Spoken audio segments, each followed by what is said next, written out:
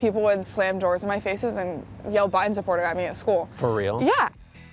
With midterm elections less than a month away, talking politics can be intense in a swing state like Pennsylvania. That tension creeping into some people's homes.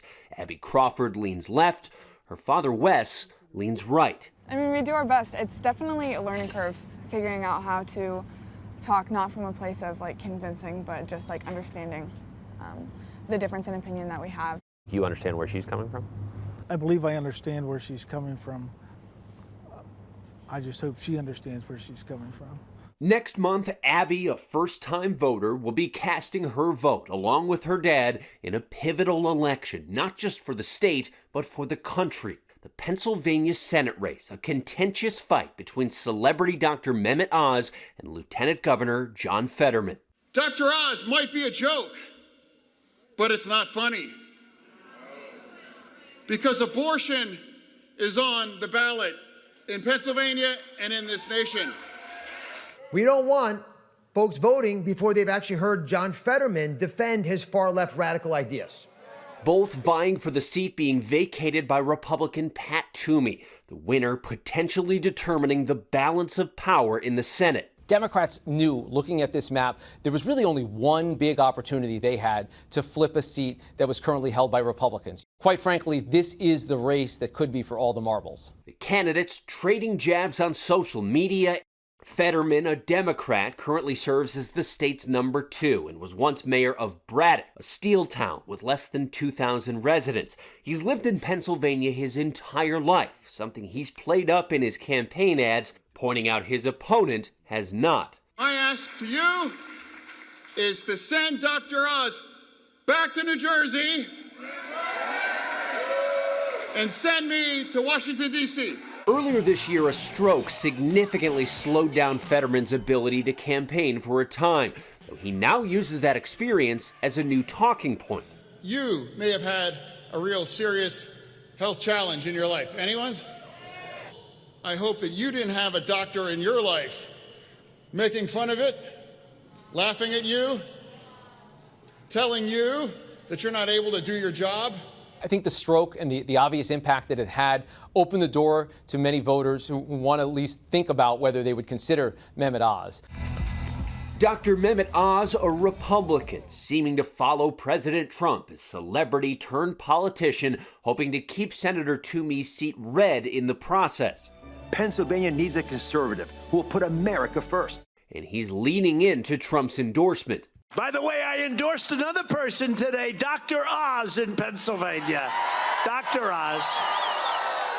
Great guy, a good man. The fact that Trump was in Oz's corner mattered a great deal in the Republican primary. Whether it matters in the general election is going to be a much bigger and more significant question. The doctor seen as a hardliner on abortion, which has become a mobilizing issue this election cycle. It does appear to be tied to the Dobbs decision, overturning Roe versus Wade. It has changed the political dynamics and calculus in so many places, and in a closely divided state like Pennsylvania, every vote matters. In Pennsylvania, women have accounted for 56% of new voter registrations since the Dobbs decision. I feel like it's very important that we recognize a woman's ability to make a decision for herself and the necessity of prioritizing the woman in that situation. We first met the Crawfords 2 years ago. Abby, then just a junior in high school, with the 2020 presidential election looming ahead. I can have the Biden signs in my room and you can have the Fox News downstairs.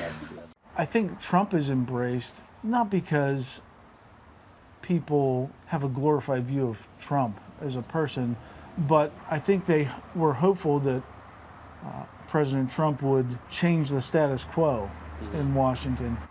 Abby since left her smaller conservative hometown for college in Pittsburgh, where she's finding a little bit more solidarity with her views. So now you are just old enough to get to vote. Mm-hmm.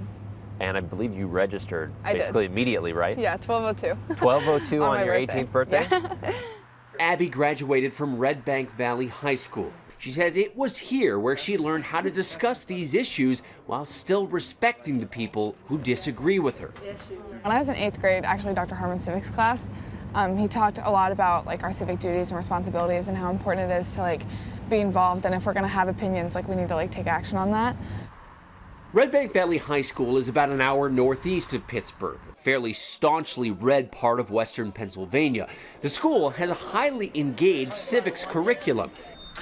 Our Terry Moran was there back in 2016 for the school's mock election. Donald Trump with a landslide victory here at Red Bank Valley. At Red Bank Valley. We've checked in with them a lot over the years. I was there in 2020 when again they went for Trump. Donald Trump with 370 votes. Followed by Joe Biden with 56. Once again, we are here at Red Bank Valley High School. This is Nightline's 5th time here since 2016. We're going to civics class. We usually talk about the presidential races. Today we're talking about the Senate race. What is the job of the U.S. Senate? 3, 2, 1, throw them up. I don't know. To make our country good, to pass laws, a couple of you are right. Dr. Joe Harmon's 8th graders are just a few weeks in, and they're already learning just how important their state is. So, who has the balance of power? Democrats. Democrats. So that's why this election coming up, that's why there's a lot of attention to Pennsylvania.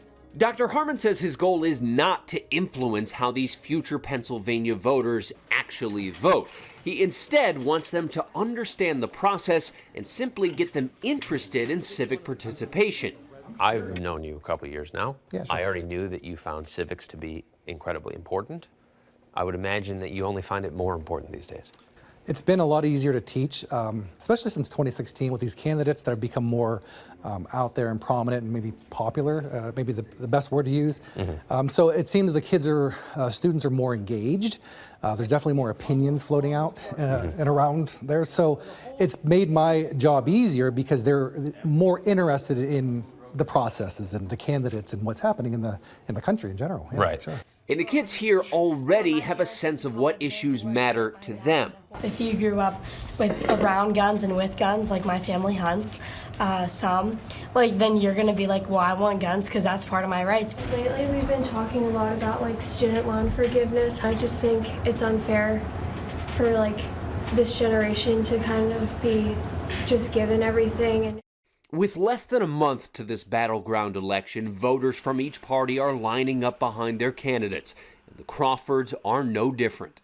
Mr. Fetterman certainly punches above his weight with respect to experience, I will grant you. He managed to get the lieutenant governor's job after being the mayor of Braddock. It's a part-time gig. It's not really a career. Do you think Dr. Oz is good? I don't know if he was the best candidate we could have chosen to represent the Republican Party, but he is certainly a very reasonable and good candidate. Abby, how do you feel about Dr. Oz? I can remember being in elementary school and coming home and getting off the bus and sitting down in the living room and Dr. Oz would be on. I feel that he's made his money and he's built his, Oz empire off of misinformation and of shaming patients, shaming women specifically a lot. I think that there's a lot good to be said for John Fetterman. He's been deep into Pennsylvania communities. He's put in a lot of time for Pennsylvania. How important do you think this upcoming election is? We need to take pause and see if the direction we're heading is good or bad for our country, and be willing to change course. I think we have a serious responsibility to ourselves and to each other and to the country to be involved and do your own research and dare to challenge yourself on what you've always been told. Hi everyone, George Stephanopoulos here. Thanks for checking out the ABC News YouTube channel. If you'd like to get more videos, show highlights, and watch live event coverage, click on the right over here to subscribe to our channel, and don't forget to download the ABC News app for breaking news alerts. Thanks for watching.